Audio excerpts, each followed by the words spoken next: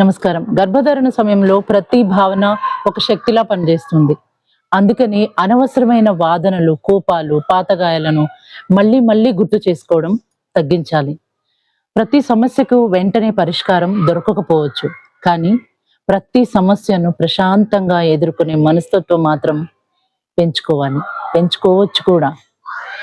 భర్త తన భార్యను జాగ్రత్తగా వినాలి. కొన్నిసార్లు గర్భిణికి సలహా కంటే ఒక ఆప్యాయమైన వినికిడి ఎక్కువ అవసరం.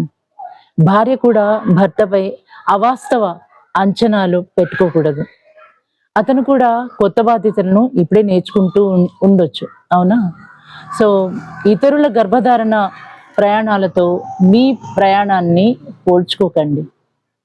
ప్రతి తల్లి, ప్రతి బిడ్డ, ప్రతి కుటుంబం చాలా ప్రత్యేకమైనది. క్షమించడం నేర్చుకోండి.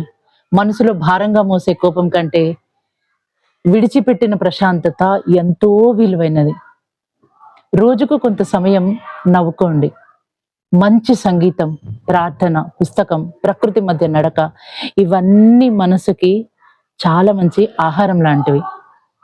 మన బిడ్డ కోసం అనే భావంతో మాట్లాడండి. నేను గెలవాలి అనే దానికంటే మన కుటుంబం ప్రశాంతంగా ఉండాలి అనే ఆలోచన చాలా మంచిది. గర్భధారణ అనేది కేవలం శరీర మార్పు కాదు, మనసు, ఆలోచనలు, సంబంధాలు కూడా ఎదిగే సమయం ఇది, అవునా? సో గర్భధారణలో తల్లి తినే ఆహారం మాత్రమే కాదు, ఆమె అనుభవించే ప్రేమ, శాంతి, గౌరవం కూడా బిడ్డకి ఒక అందమైన వాతావరణాన్ని సృష్టిస్తాయి. అందుకే మీరు ఎన్నోసార్లు వినుండొచ్చు, ప్రెగ్నెన్సీ టైంలో బాగా చూసుకోవాలి, బాగుండాలి, అందరితో బాగుండాలి, ఆమెను కూడా అందరూ బాగా చూసుకోవాలి అనే మాట. అట్ ద సేమ్ టైం ఆ ప్రెగ్నెంట్ కూడా అందరితో బాగుండాలి. ఎవరితో కూడా కోపాలు, తాపాలు ఇలా పెంచుకోవద్దు.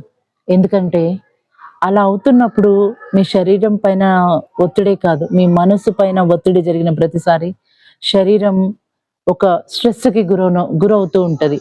ఆ స్ట్రెస్ అంతా మీ గర్భంలో పెరుగుతున్న బిడ్డ పైన ఎక్కువ ప్రభావం చూపిస్తుంది. అందుకే కొంతమంది పిల్లలకి పుడుతూనే కూడా కొన్ని అనారోగ్య సమస్యలు వస్తూ ఉంటాయి. జాగ్రత్త. Take care. Joy of pregnancy. మీ జెస్సిమా. నమస్కారం.